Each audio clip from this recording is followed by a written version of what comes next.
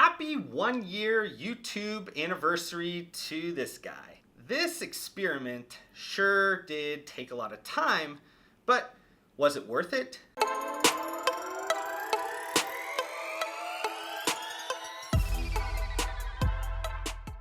So believe it or not, I have been uploading videos on my own channel for a year now. Actually a little bit more than a year. I think July 9th, 2018 was the first video that I did upload. If you guys haven't watched that video, I would really appreciate it if you guys did watch that one.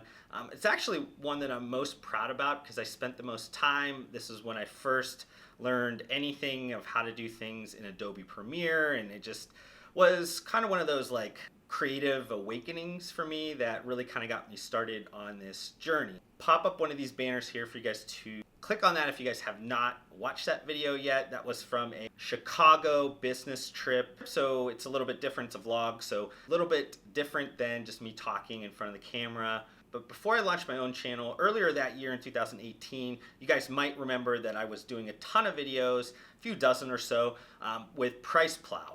And Mike Roberto, the founder, initially kind of kicked this all off for me. Around early 2018, he was actually having Bruce Neller, one of our mutual friends, come out and talk about some business and different things in the industry type videos, which is not necessarily the videos that Price Plow usually put out at that time. And he asked if I would like to come in and sit on some of the videos and just kind of talk. And that was kind of my initial first videos on YouTube. So I've told Mike this in person a few times, but I do really appreciate him kind of kicking me in the butt to get me started, because I actually had been thinking about starting a YouTube since 2015. That was around the time when I got kind of deep into a client project where we were utilizing YouTube as a main driver for the brand story and just building a lot of the marketing assets around YouTube. So I was getting really intense on it, really interested in it. I was learning some of the ins and outs that I really didn't get access to outside of just being a consumer of content on YouTube. And then also around that time, I was talking with a lot of entrepreneurs and telling them, hey, you need to get in front of the camera. And not necessarily YouTube, but Instagram, Facebook, whatever it was. But YouTube just so happened to be kind of the flavor of the week, the hot button for me at the time. And I kind of felt like I was being a hypocrite. I mean, I was telling other entrepreneurs to do things, and I was giving them all these tips, tricks, tactics, strategies to create a better personal brand for them, help their consumer packaged good brand. I wasn't taking that advice myself. And it took me 3 years to start my YouTube channel because, like many of you guys, probably most of you guys, you're not all that comfortable talking in front of a camera. You might have insecurities about yourself. You're not super confident in the way that maybe you speak. And that was honestly the same thing for me. I've taped myself on multiple occasions before I started a YouTube channel, and I just did not like how I sounded. I just didn't feel like I communicated effectively on video, even though I was confident when I was in boardrooms and different things when I'm talking to other entrepreneurs. But for some reason, when I turn on a camera or I talk to my smartphone, all of a sudden I kind of get nervous and weird, and I just didn't like the way that I sounded or looked. But I realized that that insecurity was something that I needed to get over. I needed to get comfortable with the uncomfortableness. I just needed to really put myself out there. And honestly, YouTube is one that exposes you the most. It's one that you really can't hide behind with filters and all these kind of other things that Instagram or Facebook provides you. This is one that you're gonna really put yourself in a position that you could be judged. And I needed to get comfortable with that because I had some strong thoughts and opinions around how I thought the world was going to progress currently in the future in terms of social, professional kind of capital, and just a lot of ideas around those kind of theories. And I needed to make sure that I was putting out appropriate content, but I knew I needed to do those things to meet the expectations I had for myself, my future aspirations, and this is just kind of a part of the process that I needed to kind of go through. So in the past year, I've actually uploaded 132 videos. I was actually surprised by that when I did look at those stats. So what have I learned from those 132 videos on YouTube that I have uploaded? The first one is around the insecurities that I talked about that held me back for 3 years. What I'll say is that having or thinking about those insecurities are pointless.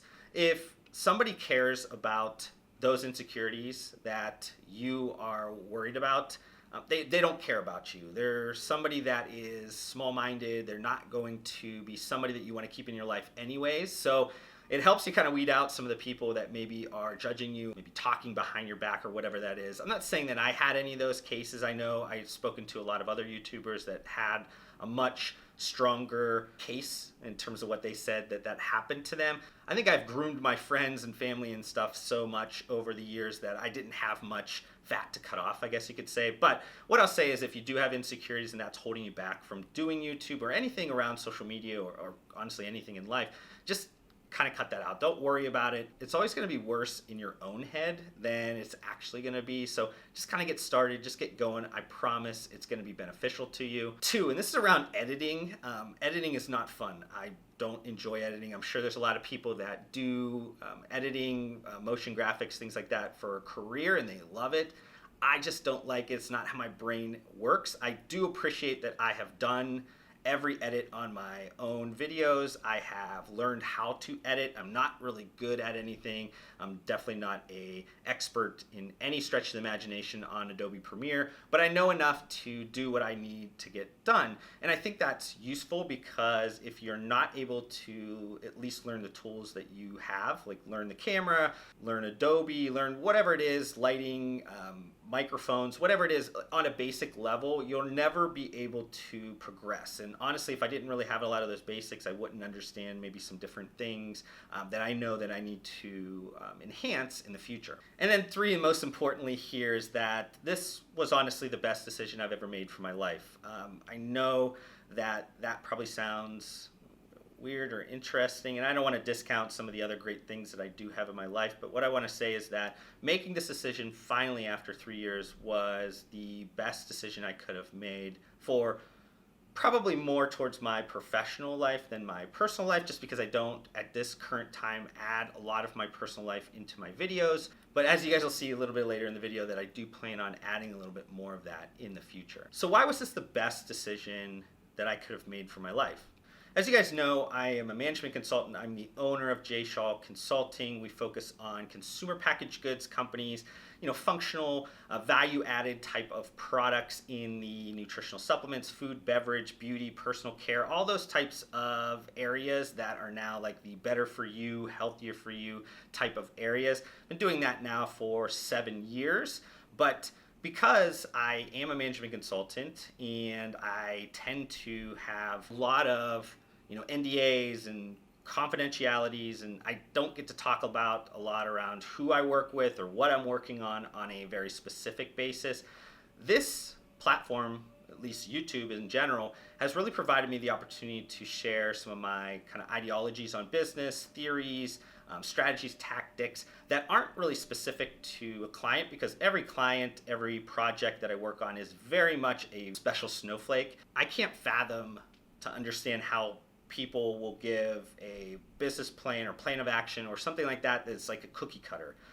That doesn't work at all. Every business has different variables. But the content that I create is a lot of times it's generalized in a way that's kind of best practices. So though I put out content that might not work for your specific business, more times than not, that specific theory, that thought, that tactic, that strategy is something that's market validated, both from something I've used with other clients, also with very large businesses in terms of what I've noticed and analyzed from their earnings reports and some of their documents that they put out. So it helped me get out of the shadows and in kind of the front-facing part of the industry and elevate my reputation, elevate my resume, help you guys understand what I do know, what I don't know, how I kind of look at business. And in turn, that's been an extremely helpful mechanism for me to get warm or hot leads, inbound leads that I haven't really had to go out and search for. I don't do any outbound marketing at this point outside of me creating content. And that has helped clients, professionals, business people that watch me either self-select in or out. While watching me, they either say, great, this guy really has some thoughts that I agree with, or he's really talking about some things that I have issues and problems within my business about, or they could be like, this guy's full of shit.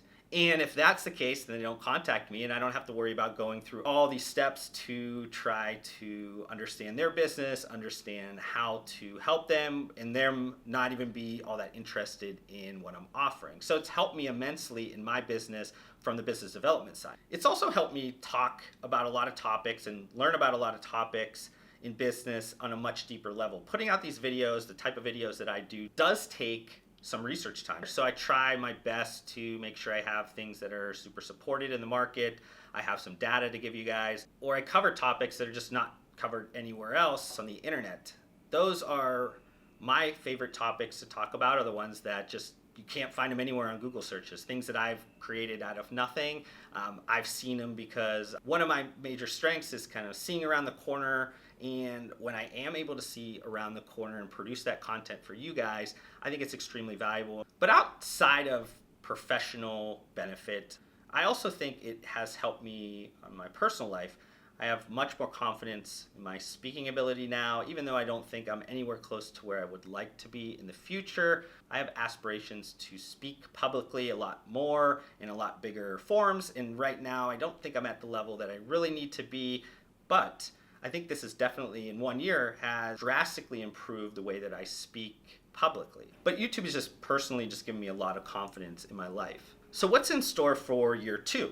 First one is around guests. I have not had many, if any guests. I think Mark Samuel may be the only guest that I've really had on my channel, outside of if I was traveling to a client or something like that and they just so happen to be in the video. But I want to make sure that I do have more guests on. I appreciate others' opinions. I want to make sure that I can give them a platform to speak about things that they're interested in, help me learn about some new things. I just haven't really added regular guests because it's been hard to just balance this YouTube. YouTube takes a lot of time, like I said, editing and doing all those different things, plus running a business and several other things that, you know, it's tight. It's tough to get scheduling around other people's busy schedules, especially if you want to have really A-list type of business professionals on your channel. They're going to be busy as well. So it's really hard to kind of match those things up. But I'm going to make a huge effort this year to add a bunch of guests and utilize those guests in a ton of different ways. 2 is something that I started early and I kind of just stopped doing it. Again, it was hard for me to balance this, was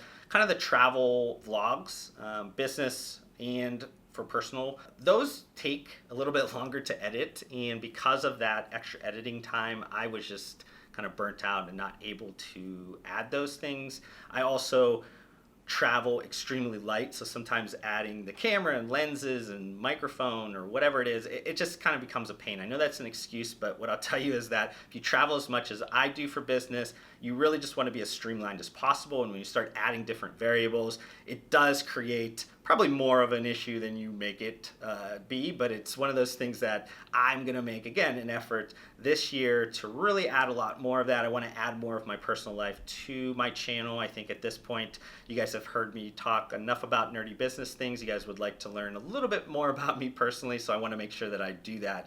Next one's kind of like around diversity of content. I kind of fell into this lull of creating content that I knew you guys were going to like, and there was going to be vanity metrics around that. Not to say I didn't like those pieces of content that I did put out, but I started to get into this phase of really creating things that I knew you guys would like, and maybe not as much as maybe I would like, or something. I glossed over something that I didn't get to cover as much as I wish I did.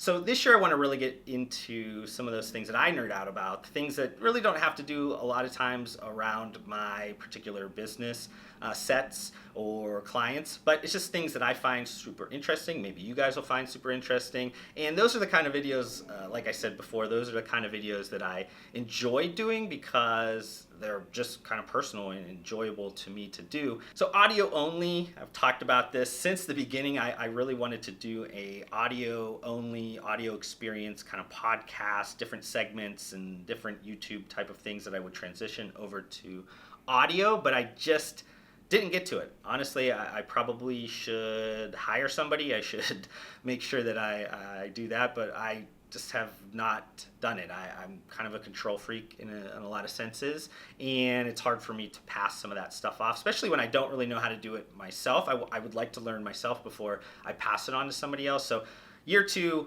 expect some audio stuff, expect this audio experience. So if you guys do want to listen to content when you guys are on your way to work, or maybe you guys are working out or whatever, I mean, a lot of people like audio over video.